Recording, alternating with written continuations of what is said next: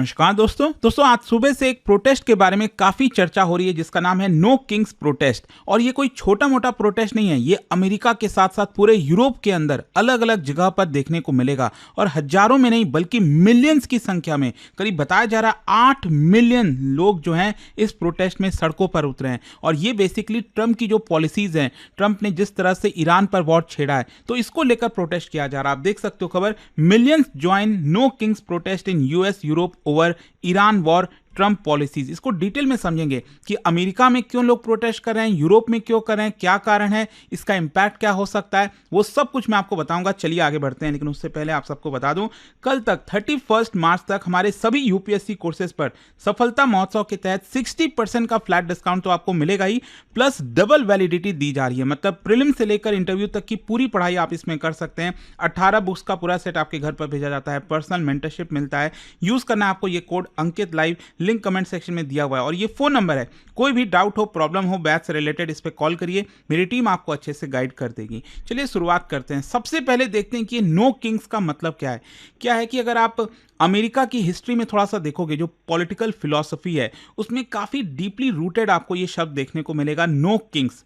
No kings basically कहने का मतलब यह है कि वहां के जो लोग हैं वो मोनार्की को, अथॉरिटेरियन जो टेंडेंसीज होती हैं उसको हटाना चाहते हैं। उसकी कोई जगह नहीं है डेमोक्रेसी के अंदर। और ये कहीं ना कहीं आपको जो एक लेगेसी है ना अमेरिकन रिवॉल्यूशन की, उससे देखने को मिलेगी कि अमेरिका के अंदर सिर्फ डेमोक्रेसी रहनी चाहिए, जो रूल्स एंड रेगुलेशंस हैं उसके हिसाब से काम होना चाहिए।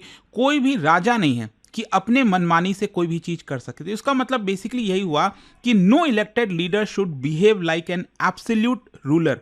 और जो प्रोटेस्ट हैं वो बेसिकली डोनाल्ड ट्रंप के ऊपर क्या आरोप लगा रहे हैं कि डोनाल्ड ट्रंप जब से पावर में आए हैं उन्होंने सारी पावर को सेंट्रलाइज कर दिया है। जो डेमोक्रेटिक इंस्टीट्यूशंस हैं, चाहे वो कांग्रेस हो गया, वहां की पार्लियामेंट, उसको भी यहां पर अंडरमाइन करने की कोशिश की गई है। फॉर एग्जाम्पल अगर हम टैरिफ की बात करें, जिस तरह से ट्रंप ने टैरिफ का इस्तेमाल किया है, उसको वेपनाइज किया है जियो पॉलिटिक्स में, आपने देखा ही होगा कि अमेरिका की सुप्रीम कोर्ट ने डोनाल्ड ट्रंप के इस टैरिफ को रिजेक्ट कर दिया। मतलब कि ये जो पावर थी वो सिर्फ कांग्रेस के पास थी, वहां की पार्लियामेंट के पास थी, लेकिन डोनाल्ड ट्रंप ने उसका गलत इस्तेमाल किया and he is acting beyond constitutional limits. ये सारी प्रॉब्लम है जिसको लेकर जो लोग हैं वो सड़कों पर उतरे हैं। इनफैक्ट अगर मैं आपको इसके स्केल स्प्रेड की बात करूं तो देखो, मिलियंस की संख्या में लोग पार्टिसिपेट कर रहे हैं वर्ल्ड वाइड, स्पेशली अमेरिका और यूरोप के अंदर। और बताया जा रहा है कम से कम 8 मिलियन लोग इसके अंदर शामिल हुए और 3000 से ज्यादा प्रोटेस्ट तो आपको सिर्फ अमेरिका में देखने को मिलेगा। और ये आप देख सकते हो अमेरिका के कई शहरों में, चाहे न्यूयॉर्क है, लॉस एंजलिस है, शिकागो हो गया, यूरोप के अंदर कई जो शहर हैं, लंदन, बर्लिन, रोम, वहां पर ये प्रोटेस्ट हुए हैं। एंड ये बेसिकली आप कंपेयर कर सकते हो पास्ट में, जैसे वियतनाम वॉर छेड़ा गया था, उस समय भी लोग सड़कों पर उतरे थे। 1960s 70s में इराक वॉर को लेकर लोग प्रोटेस्ट किए थे, कुछ वैसे ही इसको कंपेयर किया जा रहा है। अच्छा, अगर मैं इसके मोबिलाइजेशन की बात करूं कि मतलब कई लोग सोच रहे होंगे ना कि यार 8 मिलियन लोग सड़कों पर उतरना, मतलब ये हुआ कैसे, किस तरह से ये कोऑर्डिनेट किया गया है। सबसे तो पहले मैं आपको बता दूं, ये डिसेंट्रलाइज्ड प्रोटेस्ट है। मतलब ये ऑर्गेनाइज किया गया थ्रू ग्रास रूट नेटवर्क, जो डिजिटल प्लेटफॉर्म है ना, आज के डेट में सोशल मीडिया बहुत बड़ा टूल बन गया है। मतलब पहले कोई सोच भी नहीं सकता था कि इतने बड़े बड़े प्रोटेस्ट किया, अगर आप एक शहर में प्रोटेस्ट करना है तो ही मुश्किल हो जाती थी। यहां पर हम बात करें वर्ल्ड वाइड, और आप देख सकते हो इसके अंदर civil right organisation, anti war coalitions, labour union, ये सब शामिल हुए हैं। एंड ये दिखाता है कहीं ना कहीं जो 21st सेंचुरी में जो प्रोटेस्ट मॉडल है वो काफी बदल गया है। ये लीडरलेस है, इसमें कोई सिंगल लीडर आपको देखने को मिलेगा प्रोटेस्ट के अंदर, लेकिन ये स्टिल बहुत ज्यादा पावरफुल है। डिजिटली ये मोबिलाइज्ड आप कह सकते हो, ग्लोबली ये सिंक्रोनाइज्ड है अच्छे से, ताकि किस तरह से कोऑर्डिनेट किया जाए। अच्छा, ये जो 2026 में प्रोटेस्ट हो रहा है अमेरिका यूरोप के अंदर, तो इसमें बहुत सारे कारण हो सकते हैं, लेकिन जो सबसे कोर ट्रिगर है जिसकी वजह से ये इतना ह्यूज प्रोटेस्ट देखने को मिल रहा है, ऑब्वियस सी बात है, आप जानते हो ईरान वॉर। क्या है कि यूएस और इजराइल ने जिस तरह से ईरान के ऊपर अटैक किया अचानक से, और उसके बाद जिस तरह से ईरान की तरफ से रिटेलिएशन आया, मतलब हु कैन इमेजिन कि अब बात ये हो रही है कि स्ट्रेट ऑफ होर्मुज को कैसे यहां पर ओपन किया जाए। मतलब जो चीज पहले से ओपन थी, उसके बाद वॉर में जिस तरह की सिचुएशन बनी, और अब सारा का सारा जो गोल है अगर आप देखोगे तो यही हो गया है कि स्ट्रेट ऑफ होर्मुज को ओपन किया जाए। मतलब इस तरह की सिचुएशन देखने को मिलेगी। और वॉर की वजह से यहां पर आप देखिए हो क्या रहा है, लार्ज स्केल वॉर का बड़ा डर है। मतलब मिडिल ईस्ट में ये जो वॉर है वो फुल स्केल में जा सकता है, ऑलरेडी चला ही गया। आप देख रहे हो यहां पर किस तरह से ईरान ने भी जिस तरह रिटेलिएट किया, दुबई, अलग अलग देशों के अंदर, चाहे वो कुवैत है, अभी मैं सुन ही रहा था कल जो है कुवैत एयरपोर्ट के ऊपर हमला कर दिया गया। तो इसमें डर यही है कि यहाँ पर ये बढ़ता जा रहा है एंड यू नेवर नो कि आगे चलकर जो बाकी के पावर्स हैं, चाहे वो रशिया है, चाइना है, वो किस तरह से इन्वॉल्व होंगे। फिर इसका इकोनॉमिक कॉन्सिक्वेंस भी है जिसकी वजह से लोगों को झेलना पड़ता है। फॉर एग्जांपल ऑयल सप्लाई में जो डिसरप्शन आया है, जो फ्यूल के प्राइसेस बढ़ रहे हैं दुनिया भर में, इन्फ्लेशन स्पाइक हो रहा है एंड स्पेशली भारत जैसे देश के लिए भी इतना कंसर्न है। एनर्जी सिक्योरिटी, एलपीजी को लेकर देख रहे हो आप देश में क्या हो रहा है, इंपोर्ट बिल हमारा इंक्रीज हो रहा है और ह्यूमैनिटेरियन कंसर्न भी है। सिविलियन जो कैजुअलिटीज हो गई, इंफ्रास्ट्रक्चर डिस्ट्रक्शन हो गया, रेफ्यूजी क्राइसिस हो गए, ये सब कारण है। मतलब ये को ट्रिगर आप कह सकते हो जिसकी वजह से ये पूरा प्रोटेस्ट देखने को मिल रहा है। लेकिन अमेरिका के अंदर अगर आप देखोगे और भी कई सारे कारण हैं। मतलब स्पेशली अगर हम अमेरिका की बात करें तो वहां पर लोग क्यों खड़े हैं? सबसे पहला है ट्रंप के खिलाफ। मतलब ट्रंप यहां पर अपने एग्जीक्यूटिव पावर का गलत इस्तेमाल कर रहे हैं। जो चेक्स एंड बैलेंसेज हैं वो काफी कमजोर हो गया अमेरिका में। जो पॉलिटिसी इंस्टीट्यूशंस हैं उनको पॉलिटिसाइज किया जा रहा है एंड इसीलिए अगर आप देखोगे तो यहां पर जो स्लोगन है no kings no authoritarian presidency, ये देखने को मिलेगी। इमिग्रेशन पॉलिसीज को लेकर तो ऑलरेडी प्रोटेस्ट हो ही रहा था, आपने देखा होगा किस तरह से वहां पर स्ट्रिक्ट एनफोर्समेंट किया जा रहा है इमिग्रेशन को लेकर, डिपोर्टेशन किया जा रहा है लोगों का। भारत में भी आपने देखा होगा कितने सारे जो भारतीय हैं उनको भी डिपोर्ट किया गया था। जो प्रोटेस्टर्स हैं वो कहीं ना कहीं इसको ह्यूमन राइट्स वॉयलेशंस की तरह देखते हैं। माइनॉरिटीज को टारगेट किया जा रहा है स्पेशली। फिर इकोनॉमिक डिसेंट भी अमेरिका में चल ही रहा है, इन्फ्लेशन को लेकर, कॉस्ट ऑफ लिविंग को लेकर, फ्यूल प्राइस सर्च को लेकर और स्पेशली अब ये जो पूरा वॉर छिड़ा इसकी वजह से और प्रॉब्लम क्रिएट हो गई है। फिर सोशल पॉलिसी बैकलैश भी है, जैसे कि ट्रम्प की जो पॉलिसीज है ना कि अबॉर्शन को रिस्ट्रिक्ट कर दो, LGBTQ प्लस जो कम्युनिटीज़ के राइट्स हैं उसको लेकर यहाँ पर रिस्ट्रिक्शंस लगाए जा रहे हैं, जो वेलफेयर रिड्यूस किए जा रहे हैं। तो दैट इज़ वाई ये ईरान वॉर तो एक मेन कारण आप कह सकते हो, लेकिन पहले से कई सारी चीज़ें वहाँ पर चल रही थी।